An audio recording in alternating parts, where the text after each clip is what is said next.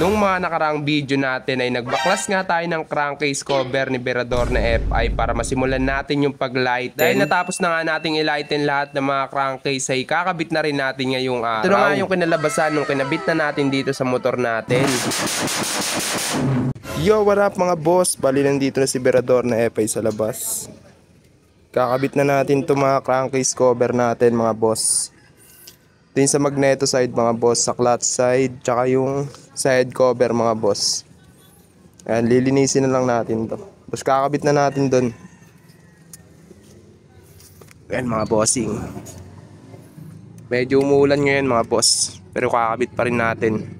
Tara, let's go. Dahil alam nyo na nga yung mga gagawin natin ay kakabit na rin natin ito ngayon. Sensya na nga mga bossing kung medyo mahina yung boses natin ngayon kasi medyo masama nga yung pakiramdam ko ngayong araw. Hindi naman kasi tayo pwedeng hindi makapag-upload mga bossing dahil alipin nga tayo ni Meta. Ilang buwan na din kasi ako sa pagbablog pagkatapos di pa nga tayo monetize dito sa Facebook. Kaya ito yung rason kung bakit lagi tayo nag-upload ng mga video natin. Lolo Meta, ano na, ibigay mo na kasi yung content monetization tools ko. Okay mga bossing, balik nga tayo dito sa video natin. Bali magpapalit tayo ng water pump oil seal dahil ito nga yung problema natin nung nakaraang video. Medyo hindi na kasi maganda yung langis natin mga bossing dahil nahaluan na nga ng tubig o yung coolant natin. Naalala nyo ba mga bossing, nagpost tayo nung video natin nung nakaraan at nagtanong-tanong nga tayo sa Facebook kung bakit nahaluan ng tubig yung langis natin. Karamihan nga ng sagot doon mga bossing yung water pump oil seal natin. Kaya ito mga boss, sinunod natin yung mga pinagsasabi dyan sa comment section. Kaya kung may gusto kayong sabihin dito sa motor natin mga boss, mag-comment lang kayo dyan. Medyo napapahaba na pala yung kwentuhan natin mga boss. Sa mga hindi pa pala nakapollow dito sa FB page namin ni Virador na FI, baka pwedeng pa-click ng follow button para updated kayo sa mga videos natin. Medyo nag-fast forward na nga tayo dito mga bossing para hindi naman mainip yung mga nanonood sa mga vlog natin. Katapos natin sa magneto side mga bossing, lumipat tayo dito sa head cover. Mabilis lang naman to mga bossing dahil 2 tornilyo lang naman yung ilalagay natin. At ito nga yung nakalimutan natin kanina mga bossing, hindi pala natin naibalik yung propeller pagkatapos yung gear na to, kaya ibabalik na rin natin. Importante yan mga bossing, pati yung mga sear clip kung paano nyo siya binaklas, ganun nyo lang din siya ibabalik mga boss. Konting tiis na nga lang mga bossing, may kita nyo na yung kinalabasan ng paglalighten natin dito sa mga crankcase natin. Dahil tapos na nga natin may kabit yan mga bossing, ay ibabalik na rin natin itong mga tornilyo dito.